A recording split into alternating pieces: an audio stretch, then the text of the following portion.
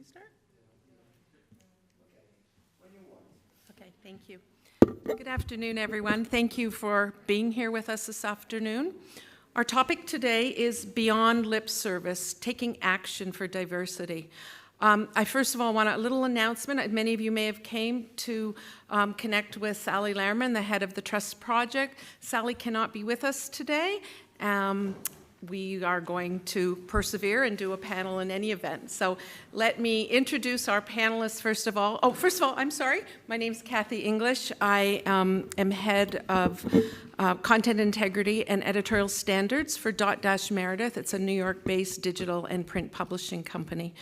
I come to this topic after doing a fellowship at the Reuters Institute at Oxford in 2020, in which we spent a lot of time talking about critical issues related to diversity, equity, inclusion, asking ourselves questions about who has a seat at the table, who has a voice in the room, and came to look at a lot of the history, which we'll get into. So let me introduce our guests, first of all. Right beside me, pinch hitting, just decided to join, just agreed to join, Jody Rave Spotted Bear. Jody is founding director of the Indigenous Media Freedom Alliance, a nonprofit organization located on the Fort Berthold Reserve in North Dakota in the United States. Jody runs an independent digital news site called Buffalo's Fire. She's an award-winning journalist and opinion writer who has reported on American Indian issues for many years and won awards for reporting. Beside Jody, we have Charity Brown. Charity is head of newsroom, product, and digital initiatives at the Washington Post. She's been there 15 years, worked on many projects, including the Trust Project. Now she's the deputy director who works with many departments across the company, engineering, product, legal, finance, to help find and create newsroom workflow experiences and things that lead to better reader experiences. Beside Charities, Dr. Mackenzie Price. Dr. Price, I have the privilege of working with, is the director of anti-bias initiatives at Dotdash Meredith, where she works across our content integrity and content operations and standards teams. She has established Dotdash Meredith's first ever anti-bias review board, which she's going to tell you about. In her role, Dr. Price leads the review board. She advises brand teams on creating inclusive content and partners with content integrity to develop internal standards for bias-free, trustworthy, expert content, which is, I think, what we're all interested in creating. So I'm going to do a little bit more of an introduction than I might have as moderator because I am also pinch hitting for Sally, and she does send her apologies. So I think we all know that journalism, particularly in the Western world, has failed in being accountable to the public for those critical values of diversity, inclusion, and equality. And whether that be in representation of Indigenous peoples in Canada, which is an experience I have more experience in, African Americans in the United States, or Muslims in the UK, journalism has had a dismal record in meeting its social responsibility function of creating fair, accurate, proportionate coverage. For many decades, media organizations, and I think it has to be said that we're largely run by white men, have talked about the pressing need for representative newsrooms and representative coverage. But there's just been minimal action and minimal accountability attached to those words, which is why we came up with the concept of lip service. I would say that no further evidence of this is required than the words of the 1968 Kerner Commission in the United States. This was the report of the U.S. National Advisory Commission on Civil Disorders. And I only came across these words a couple years ago, right at the height of the George Floyd reckoning, and I was stunned by how relevant they were. The Kerner Commission criticized the U.S. media for contributing to racial misunderstanding through biased, unfair coverage. And this is what it said: along with the country as a whole, the press has too long basked in a white world, looking out of it, if at all, with white man's eyes and a white perspective. 50 years ago, more than that, 1968. I began to look into why is this so? Why have we been talking about this so long and not achieved any action?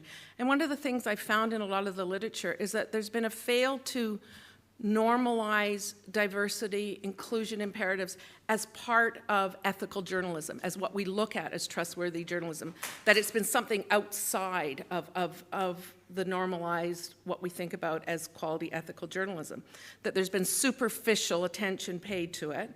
And it's the authors of many of the reports concluded that journalism overall needs to clearly identify core ethical reasons to diversify, that content that is diverse and inclusive is accurate and fair, which is what trustworthy journalism is. And then I had some involvement in the Trust Project in my previous role at the Toronto Star. I had brought in the Trust Project indicators and was struck by the fact that the Trust Project was one of the first of the trust initiatives that have happened since 2016 that incorporated a trust indicator called diverse voices right into the indicators. And it asks the questions, how do we represent our community in a fairer way? How do we make sure that we are not covering our communities with stereotypes and bias?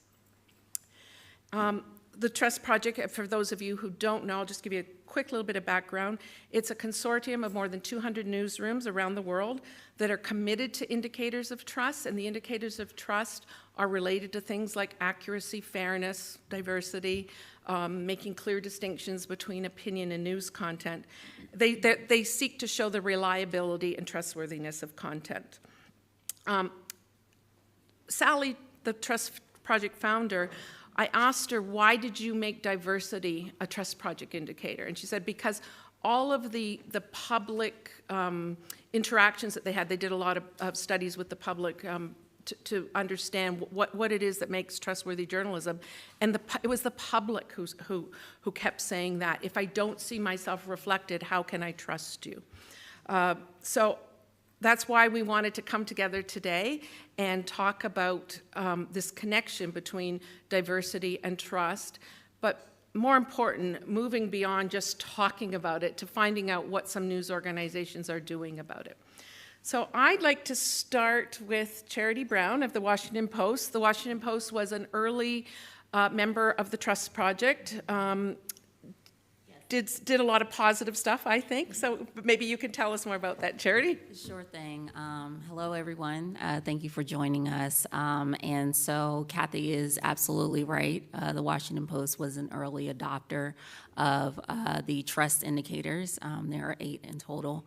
Some examples of the trust indicators are things like labels. So story labels, which give the reader some sort of idea about what type of content is being presented. So those story labels can include perspective, analysis, breaking news, so that the reader has an idea of what type or what lens they're reading from.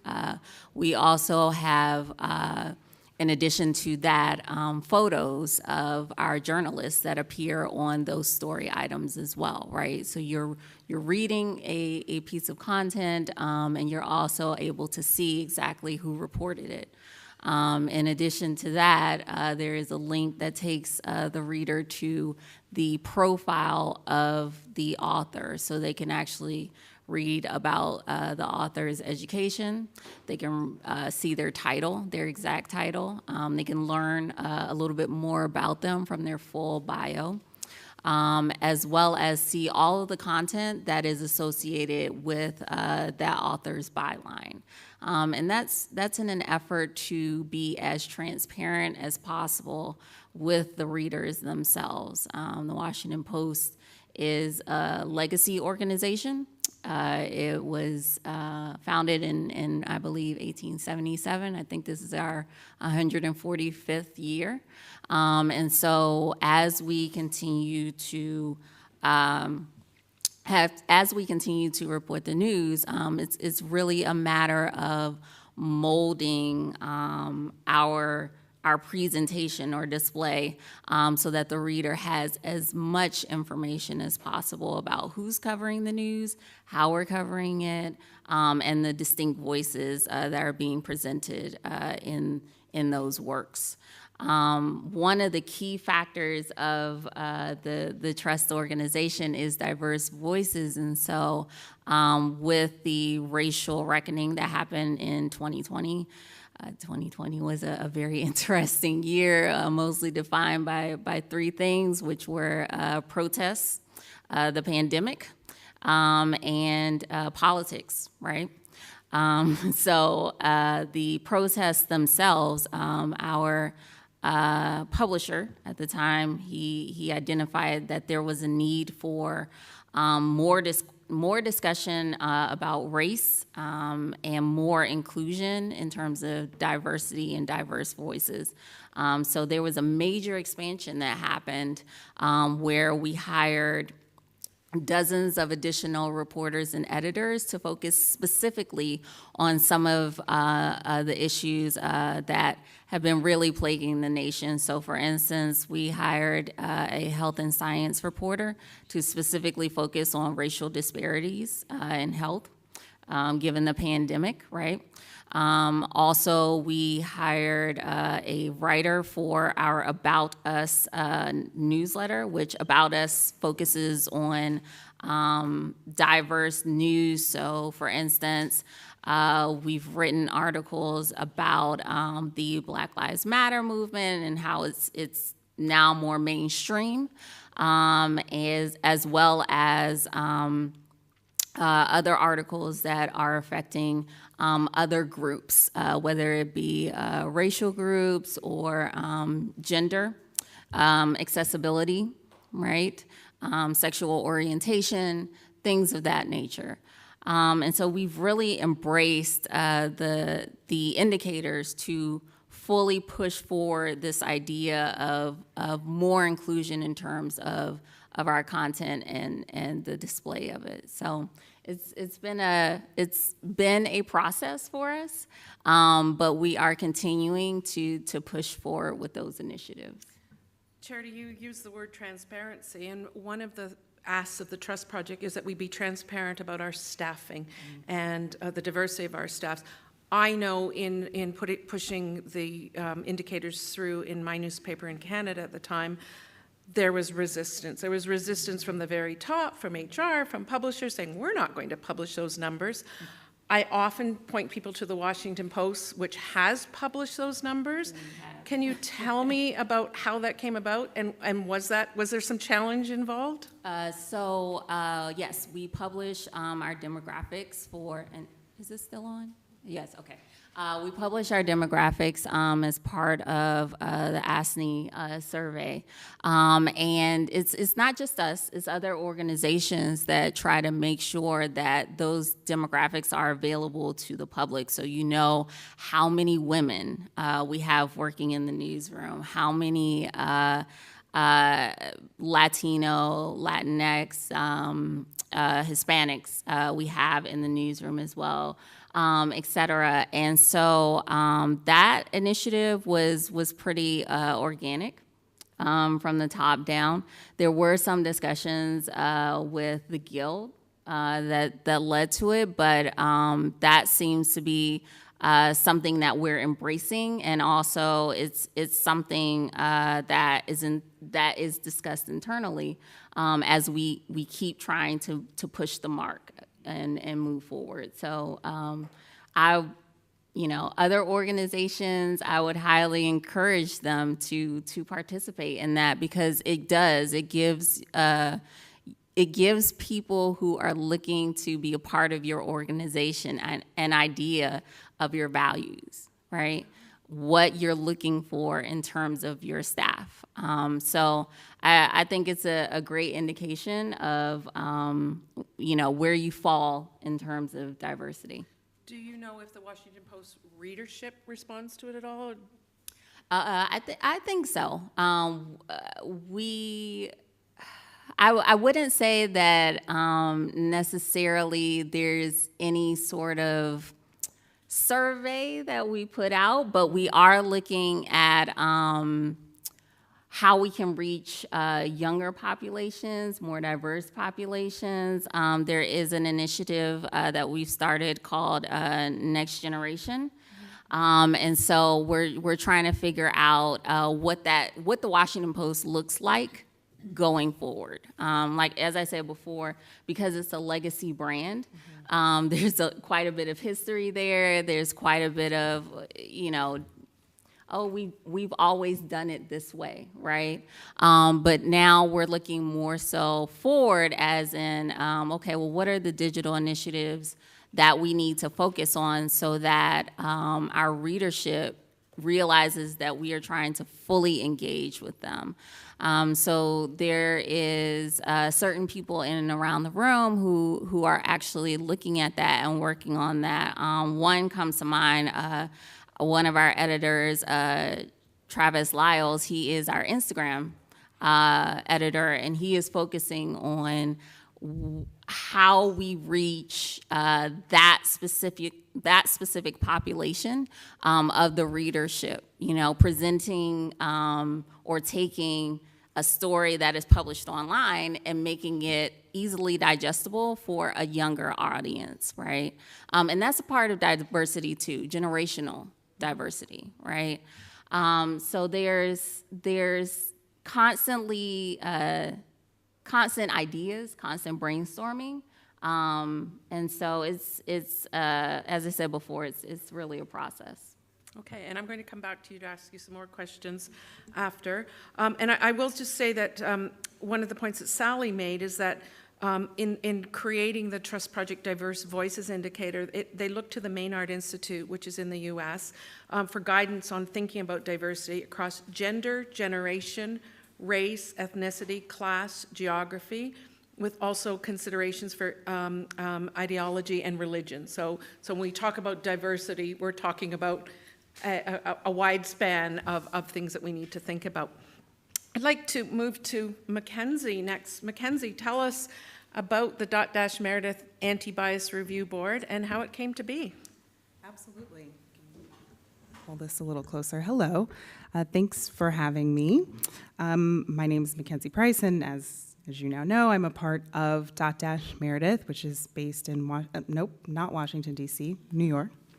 I live in Washington, D.C., and I read the Washington Post. As the Director of Anti-Bias Initiatives for Dotdash Meredith, myself and my colleagues have three main goals and responsibilities.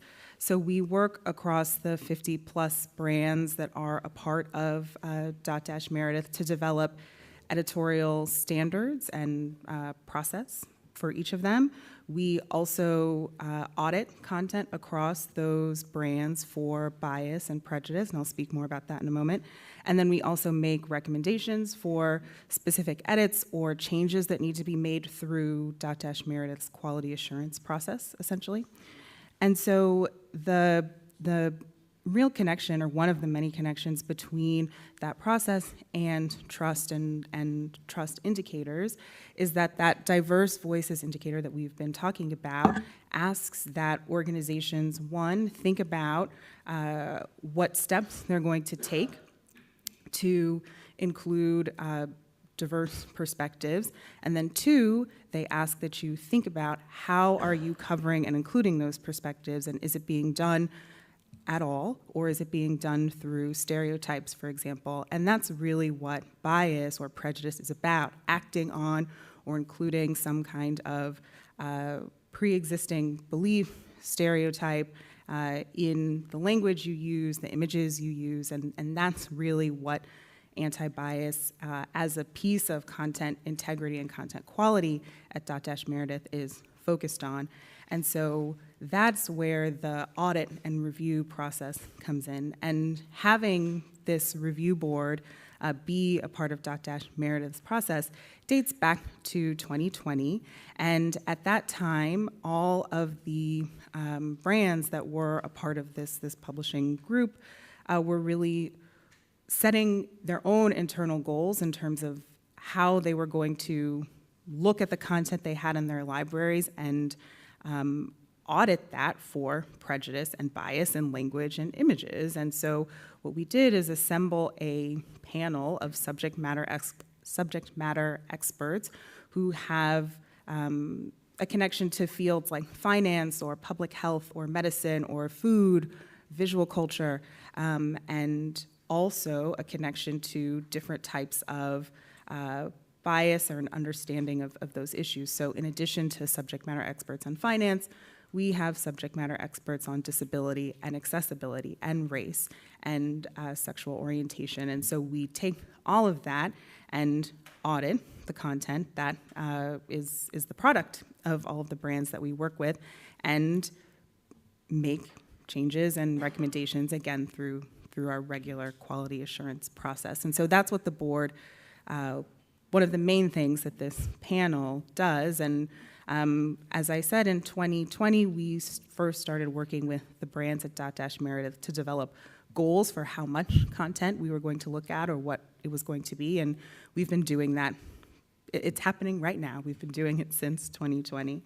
And just to talk a little bit more about what we are actually looking at and what it means to find bias in language and images. So we think really specifically about what the style standards are going to be for any given brand. So that can be being very intentional about trying to use destigmatizing language for different aspects of the health content we produce. We think about if we're going to, we want to make sure we're going to be accurate. So when we talk about older adults or really any age in over the life course, we try and use developmentally accurate terms and stay away from euphemisms so that we can have that accuracy, which is a part of being bias-free. And so we look at really intentional language choices like that. And one of the things that I think is really important about doing this work, so doing this continual audit process and having a team of people who are focused on this and take the findings from those audits and bring them back into editorial standards, is that this is a really specific strategy for bringing a diversity initiative directly into the product that the brands at Dotdash Meredith create, which is the content that readers read and use and rely on to make decisions. And so that's something that I think is really important about the work that we do. Can you tell us a couple of specific recommendations, changes that the board has recommended that have moved forward? Sure. So a lot of the changes that we make are things that, as I mentioned, get fed back into the style guides and editorial standards that all of the brands use. So that would be an example of something that we adopted would be looking at content that we have that's talking about pregnancy. Now, people might be familiar with making a change to have content about pregnancy be gender inclusive or gender neutral, so saying pregnant people instead of pregnant women, for example. But you can take that specific guideline and not just apply it to content that's talking about pregnancy, but content that's talking about menstruation, for example, or any content that appears in any of our health brands, and trying to make that gender inclusive. And I know, since we're in the same organization, it's very complex, lots of different editorial teams. Is this work accepted across the board? Is there sometimes people have to be convinced? What's the culture around doing this work? In my experience, I have really found that because this process is a part of a quality assurance and integrity process that even before I came to Dotdash Meredith was in place, that's been a real part of the success of this, that because we're a part of a pre-existing process that really normalizes the idea that we're thinking really specifically about how inclusive our language is, or how inclusive it can be if there are steps we want to take. And so being a part of a process that, to be frank, every brand has to participate in means that everyone has to participate in the process of thinking about the quality of the product we're putting out. And so I found that to be very successful. That's great. Okay, we'll come back and ask some more questions. Jody, you've jumped in today with no preparation, but I did tell you a little bit of what we'd ask. You're about to join the Trust Project. Your Buffalo Fire, that's Buffalo's Fire is going to be part of the Trust Project. What do you hope to achieve in the way of audience trust by becoming part of the Trust Project? Yeah, I have no problem jumping in at the last minute. I want to just, before I answer your question, I would kind of like to do a little survey of your audience and find out if anybody has heard of the Trust Project before you came into this room. Can you raise your hand? Yeah, good. That's good. And are you members of the Trust Project, or you're just, okay, we have at least one person wanting to... And that's a part of it. And to answer your question, so a little bit of background. I'm American Indian. I'm Mandan and Hidatsa on my mother's side. I'm a Lakota on my father's side. I worked in the mainstream press for about 15 years. 11 of those years were reporting on American Indian issues for Lee newspapers. And then I moved back home to an American Indian reservation called Fort Berthold in North Dakota in the United States. And I wanted to do the normal things I would have did for the mainstream press, but I really stepped into a whole different world of journalism, because the majority of newspapers owned throughout the United States on reservations, which we call Indian country, the majority of those newspapers are owned by tribal governments. And so if you just imagine if all newspapers where you lived were owned by the government, what kind of trust and transparency issues might you run up against? I run up against those issues a lot with the tribal governments owning even my own local newspaper on the Fort Berthold reservation. So they control the editorial boards, they control the funding, they control basically the content. There's a lot of censorship on what gets printed. Again, I'm speaking for my local newspaper. And so that's the tribe-owned newspaper. I run an independent digital news site called Buffalo's Fire. And Kathy had mentioned the Maynard Institute, and I was a fellow there a couple of years ago. And Sally came in and she did a presentation for the Maynard Fellows. And I was instantly gravitated to every word she had to say.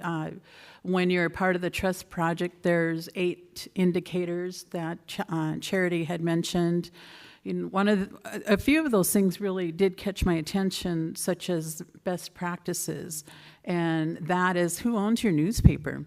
Is it a tribal government? Is it a different government? Is it a political organization? I think our readers, if we're going to gain trust, I'm not sure what things are like where you live at, but in the United States, there's, the press is dealing with a lot of lack of trust from readers. It's a very polarized environment, and I think newspapers could really live another day to get more transparency into their newspapers. So just to kind of wrap up here,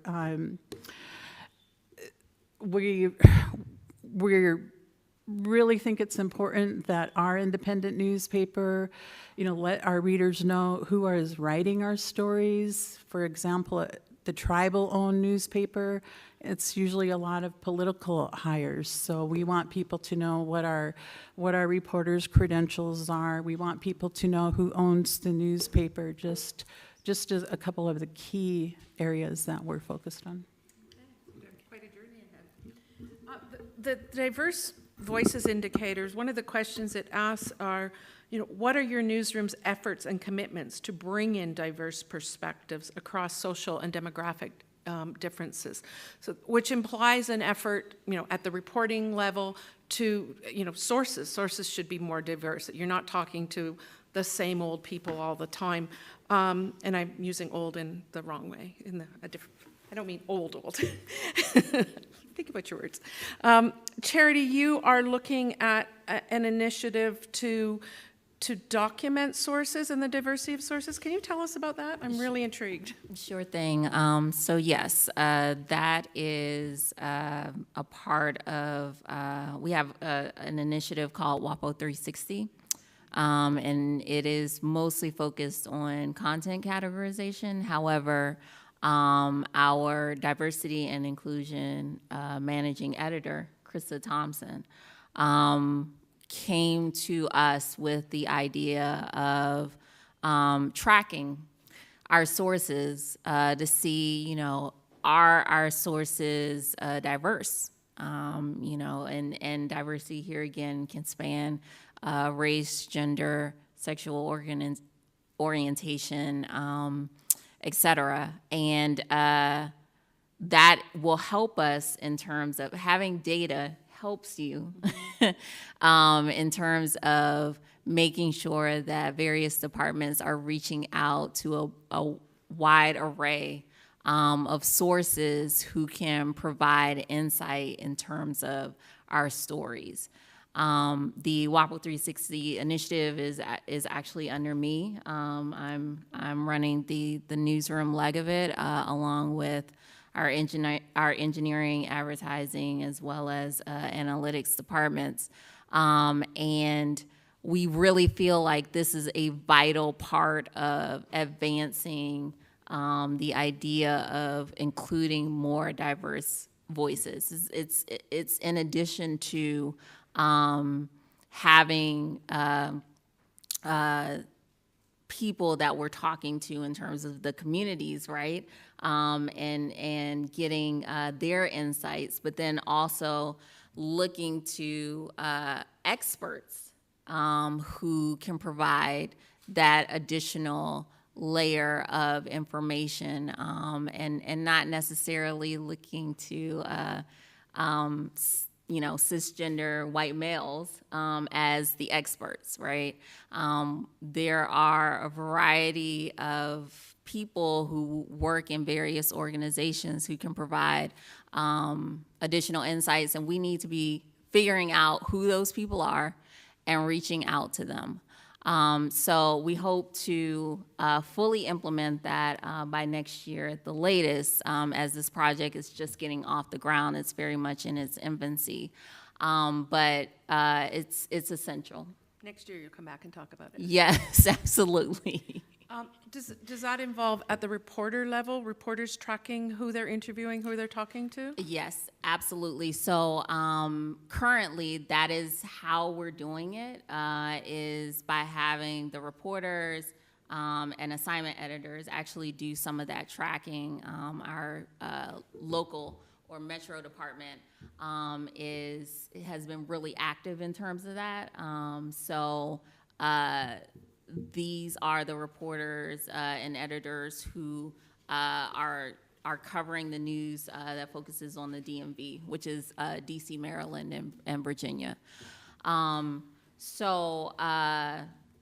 currently doing it that way, but the initiative, honestly, Kathy, is looking more so at a way to automate the process. Okay. Right? So if there's some sort of way to figure out how to, since we're scanning articles, right, for content categorization, can we also extract the sources that are included in those articles, create some sort of listing for that, and see, okay, well, National has referenced John Doe X amount of times over the last 2 months.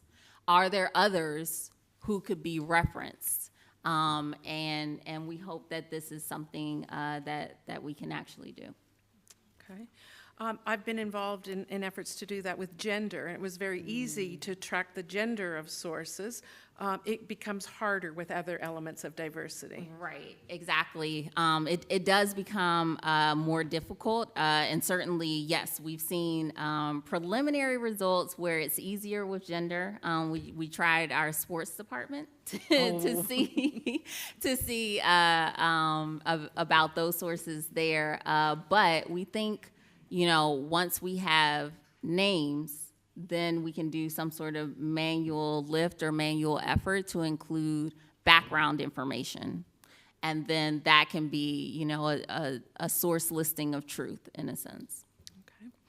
Okay. Mackenzie, you are a linguist, have a doctorate in linguistics. You think about language a lot and the power of language, the power of words to convey meaning. One of the examples we've talked about is talk to your doctor. Can you expand on that about what's the problem with talk to your doctor, which is often found in health content, right? Yes. Well, where to begin? There is, I think that the basic idea is that no choice in language is neutral, which sometimes makes people nervous, and that's okay. But no choice is neutral, and so when we think about that phrase, talk to your doctor, there are a lot of assumptions added into that, and if we're trying to have our content not contain bias, that means we have to question those assumptions.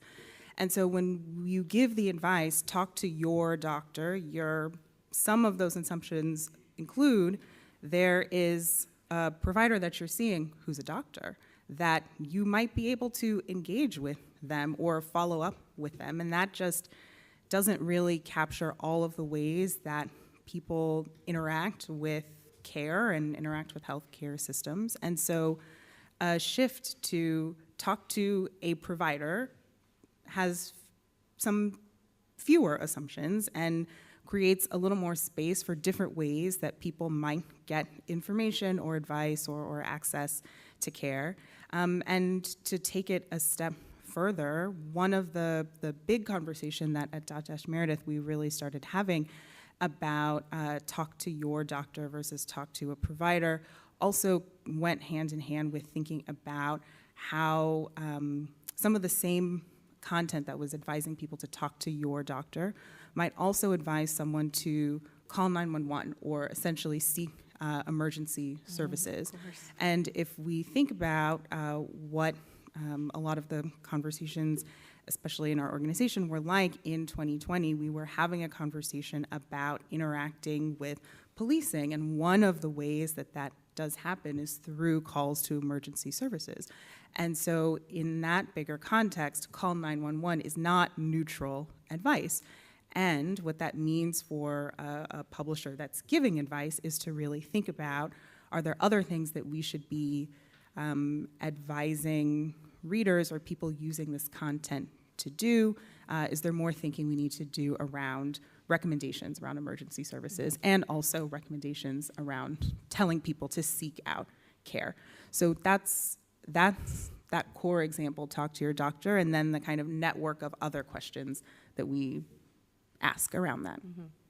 And I will say I just joined Dotdash Meredith in late summer, and I find this work groundbreaking and I've learned so much from you and from the Anti-Bias Review Board in that type of thinking that makes you think through a phrase that is inherently biased, but unconsciously so you don't even realize it until you go through that process of thinking it through and understanding.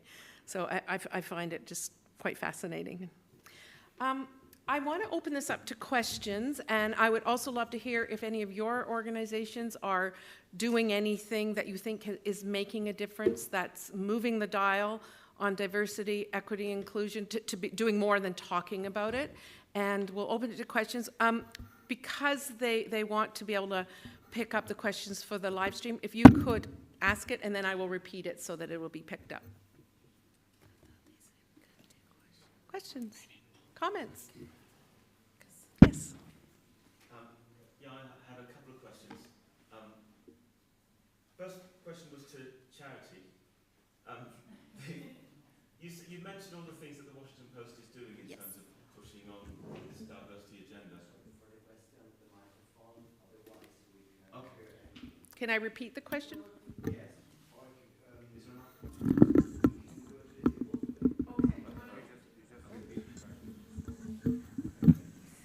you hear this okay?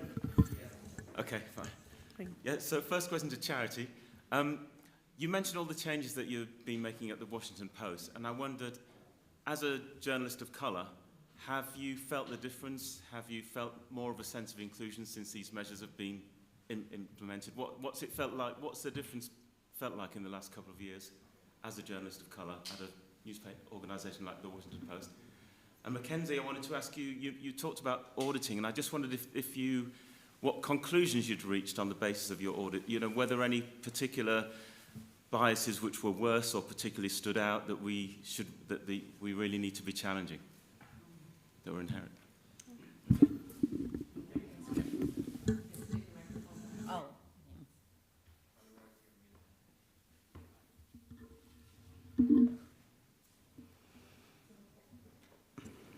Is that better? Yeah, all right.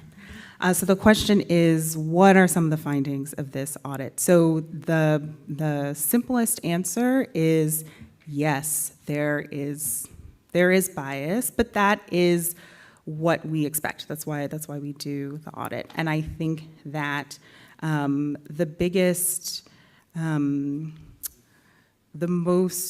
the significance of going through the content that's in the library is really being able to then be able to update that content and make some of those changes. And so those updates can be anything from really specific language changes, like replacing "talk to your doctor" with a long list of things you could replace that with, depending on the context.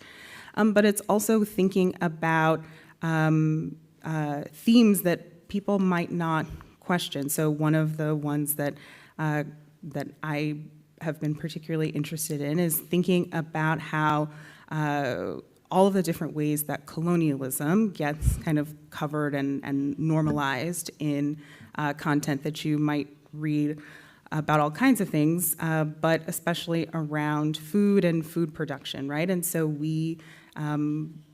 that's an example of a theme that really came out of that audit, of something to pay attention to. That's an example I find particularly interesting. That's a good one, Mackenzie. So the question was for me, since the initiation of the changes from the racial reckoning, what have I noticed in terms of the organization and how has it been as a journalist of color? I will say that, yes, the changes have been fantastic.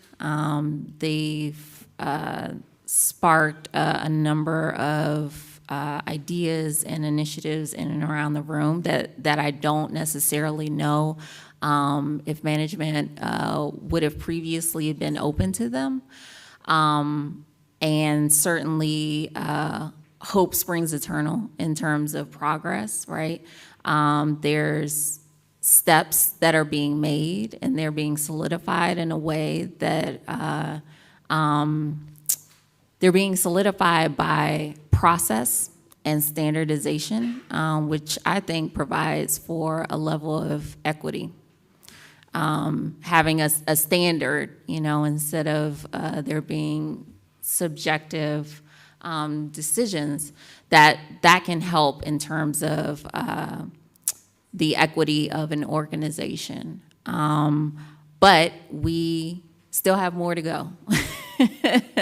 There is a lot more that needs to be done, and it's going to take time. That's the part of this process that I don't think people realize is it took us so much time to get here. So then it's going to take us time to get to a different place in terms of the journey. but it's getting better, I think, and certainly I am encouraged by the expansion that continues to happen at the organization. As I said before, we just hired a diversity and inclusion managing editor. We've never had a D&I managing editor. A managing editor is part of the executive suite of the newsroom. So we now have, an additional person at the table who is making decisions about the overall organization. And as it relates to diversity and inclusion specifically, the organization also hired a diversity and inclusion director in the HR department to also assist in terms of hiring company-wide, because it's not just the newsroom. As I said before, we have the newsroom, yes, but then we also have other departments such as analytics and engineering, and it's a massive company, right? So there needs to be inclusion at all levels, right? So yes, I am definitely encouraged, and I hope to see more from the Post.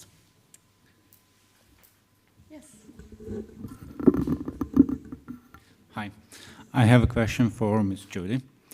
As a former local reporter and publisher, I'm quite interested in how challenging it was to set up independent local media in a community not used to. As I figured out, all the news were run by tribal government, and how challenging it is to gain the trust of the community as independent media. And one more thing, greetings to Sally if she watches.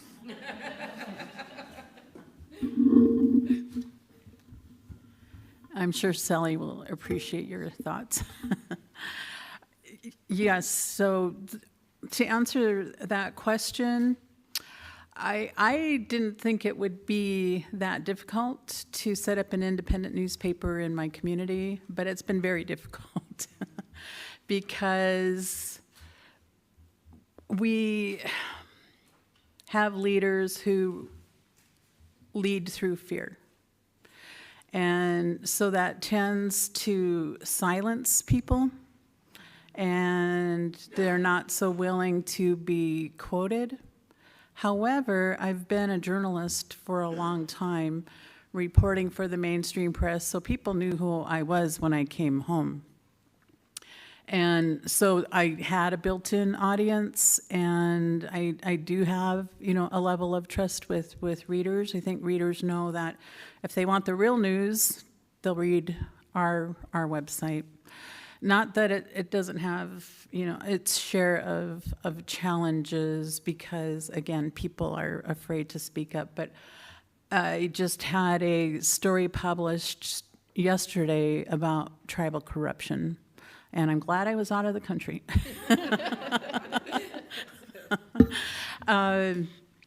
But it's a story that needed to be done, and unfortunately, because the majority of tribes in the United States, we have 570 federally recognized tribes, and the majority of them do not have open records laws or Freedom of Information Act laws. And so as the founder of the Indigenous Media Freedom Alliance, this is one thing that I'm working in my own community. I'm going to put forth a ballot measure for our community to vote on changing our tribal constitution to create and amend it to add a Freedom of Information Act. I realized I will never be able to do my job unless we have access to records. So it's a systemic change that we have to make, and we will. I hired an attorney, a lawyer, and she's working on that ballot measure language. I should be able to see a good draft of it. We need to take it to the Bureau of Indian Affairs. They need to approve the language. Then we need to come back and have a vote from the people and let the people have a voice to say if they want open records. And I know enough about my community that that's their number one concern is transparency in our tribal government.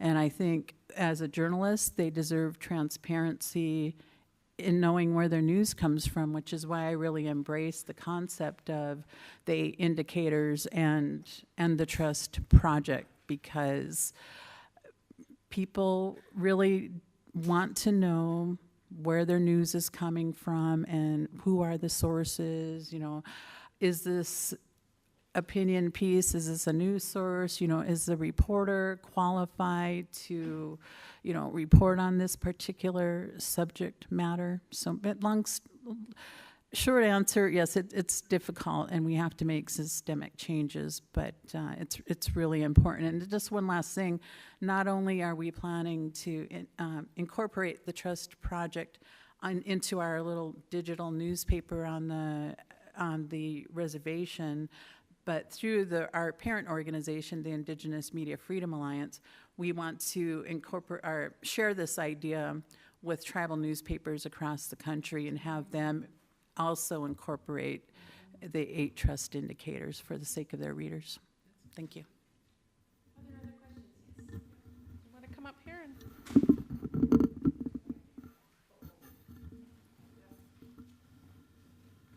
Shout quite loud. Okay. Otherwise, okay. I'm from the. I think they need you to... Oh, okay. It's for the live stream. Okay. Yeah. Okay. I'm from the Danish School of Media and Journalism, and we have a problem because all our students almost are white, middle class, and we can't get a more diverse group to apply for our school. And I think in Denmark it's free education is paid and it's free, so it's not a money issue. I think it's another. So I would like some inspiration. What do we do? How do we get others than white middle class? Because then we just reproduce the problem in the media.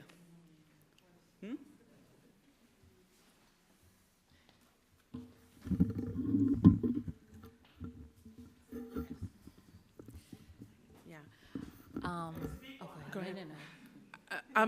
I taught at a journalism school for 10 years, and that was an ongoing issue, was recruiting, having more diversity coming in. And, you know, this was some 25 years ago, and the idea was if we could have a more diverse student body, then the industry problems would get taken care of. That did not turn out to happen. It's an ongoing recruitment issue. Yeah. I don't know if anyone's got the answer, but I think everyone has the problem. And is it better in the U.S.? No.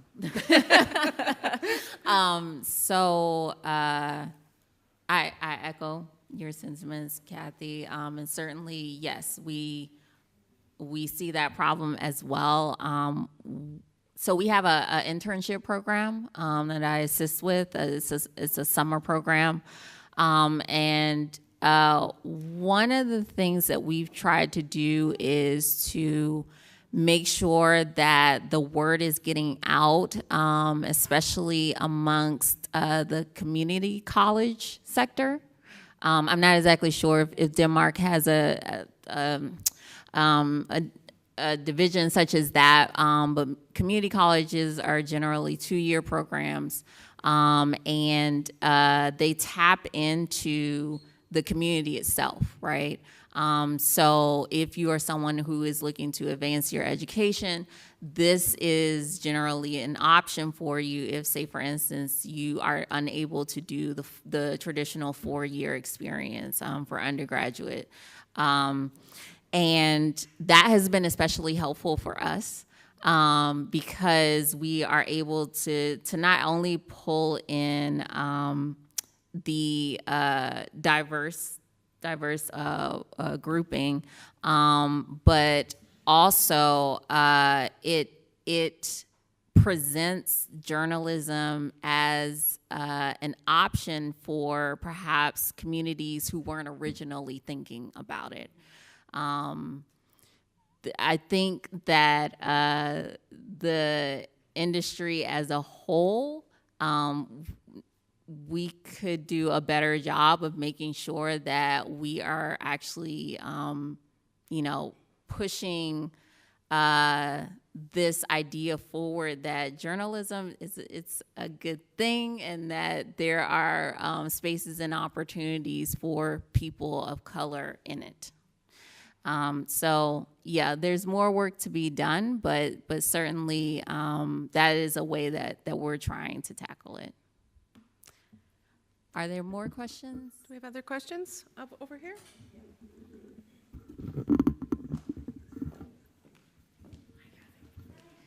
Hi. My question I think is probably for you, Charity.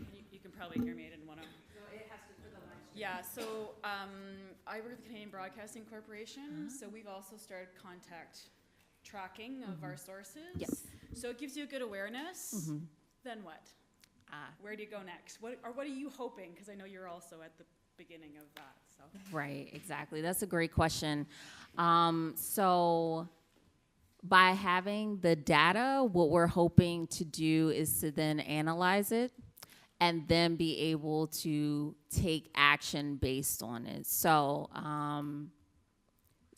say, for instance, if in terms of our Outlook section, we notice that the sources are leaning heavily towards one group or another, we will then move forward with possibly training or policies or standards, guidelines that help the newsroom in terms of reaching out to other sources. Not only that, but then also creating maybe lists of people or individuals who could also be utilized as sources for those various areas of expertise and or knowledge. Yes, it is something that we're trying to figure out what to do next with, and so it's in steps or stages. But we're confident that once we have the numbers, then we can make moves based off of that information or those stats. We need to wrap up, and I want to thank everyone for coming today. If you want any further information about the Trust Project, the website has lots of details, and any of us would be happy to talk to you about the initiatives in our companies as well. I just want to conclude by saying we call this beyond lip service, taking action for diversity. We really hope that 5 years from now, 10 years from now, we're not having these same discussions, that the action will have been effective. And that, Charity, you said it takes time. I've had editors telling me for 30 years it takes time. So we can't take 30 more years. We need to make this happen. So thank you, everyone.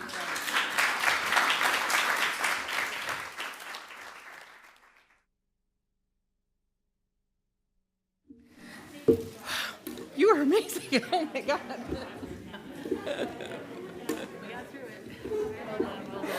I have to run for the next one. Where are you going to be tonight? Are you around? Are you coming to the?